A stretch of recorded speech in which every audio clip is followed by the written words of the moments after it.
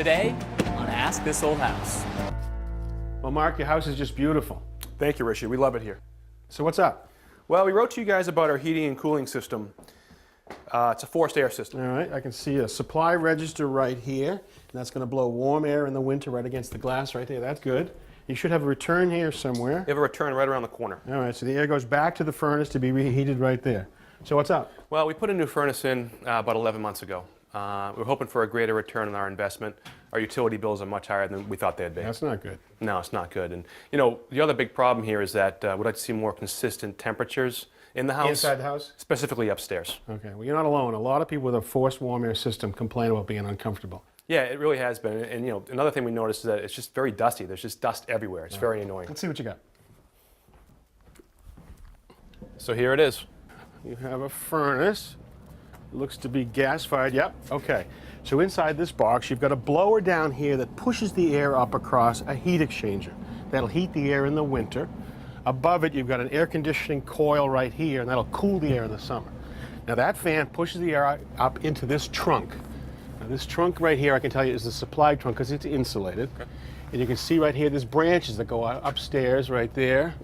Looks like you got some other branches. Yep, branches that go all the way along right here. Now, this ductwork is insulated, but it's not sealed. People see this insulation and say, oh, my ducts are sealed perfectly.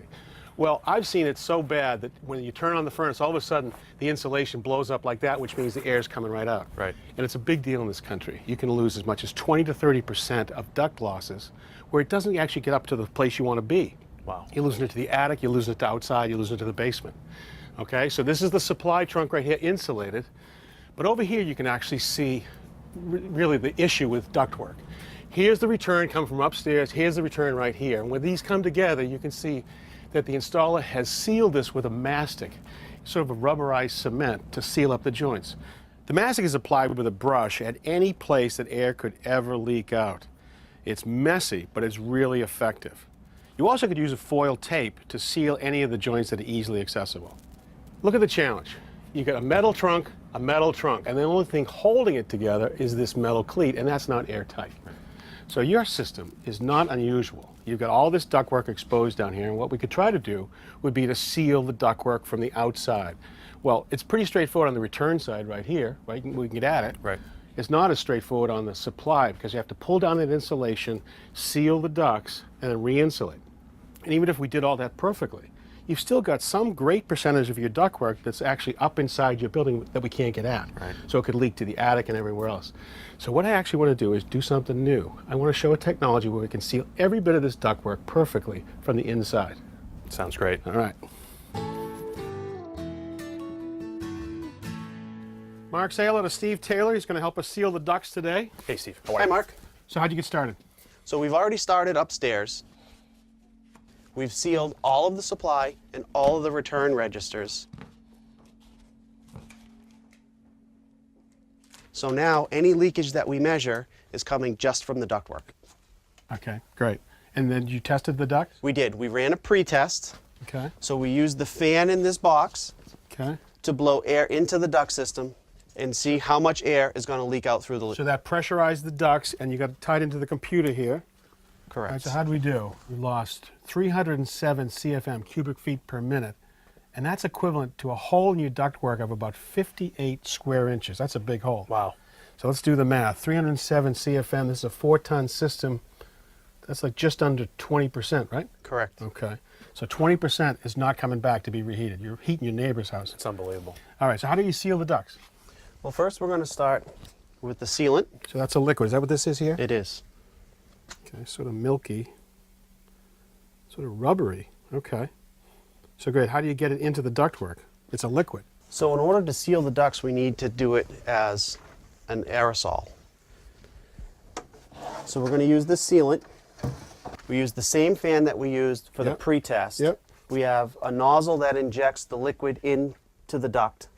The small particles that are now in aerosol travels through this flexible duct here to a Y branch. Gotcha. Then it can go to the return and the supply, and we seal both at the same time. So I understand why we would seal the supply, but why do we seal the return? Well, Think about it. You know, you got heated air coming out here. We want to keep that in the ductwork. Well, on the return side, it's under a negative pressure, so it's pulling air in. Remember you complained about dust? Yeah. Well, if these leak and there was any dust down here, it would be sucked into the ductwork and then distributed all into your house. Okay. So all this happens from inside the ducts? It does. We're not going to actually line all the ductwork. We're actually going to only seal where the breaches are, the breaks in the ductwork. So we might see a little bit leaking out from right here. In order to prove to you how it works, though, we're actually going to cut in a hole right here with a screen to really see it work. Great. So with this hole and the window screen over it, I've actually simulated some of the duct leakage you have upstairs in the building. So we all set to go, Steve? We are. Let her rip. So we'll activate the machine. Okay. The fan will turn on, and it'll start to inject the sealant. Here it comes.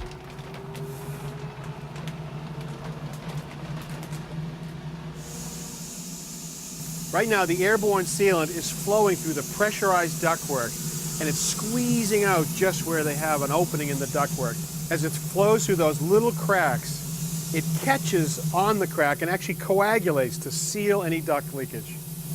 All right, so we've been running for about 10 minutes, and we've gone from 300 CFM of leakage down to 100 already, and we're not done yet. Pretty cool.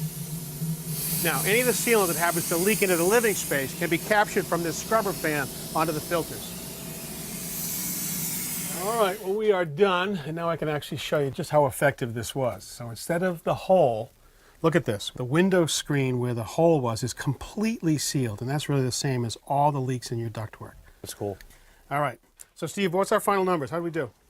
Well, if you remember, we started off at 307 CFM, yeah. which is equivalent to about a 58 square inch hole in the ductwork. Yep. So now we're down to 19 CFM. Under 20. Great.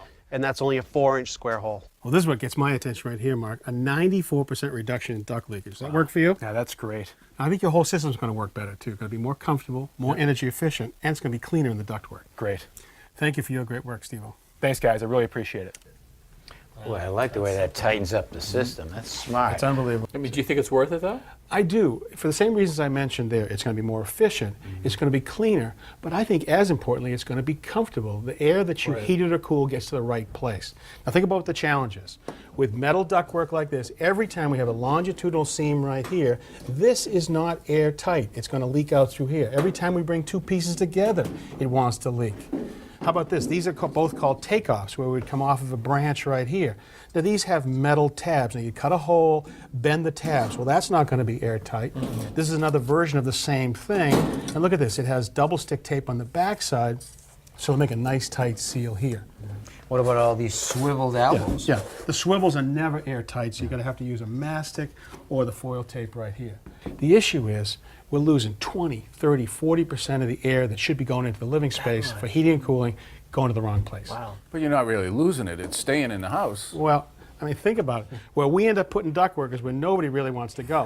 The basement and the attic. And so that's places where when you lose it, you lose it. Yeah. So something like this is perfect for a retrofit project like you're working on here. I've We've got a never lot of them. I've never seen a better solution for fixing the ductwork. All right. Well, good information and a great project. Thank you. And we've got plenty more of those coming up next time. So until then, I'm Kevin O'Connor I'm Roger Cutch. I'm Richard Dewey. And I'm Tom Silva. for Ask This Old House. You know, I really like this system. You have a house in mind, I know. I know you. I know you.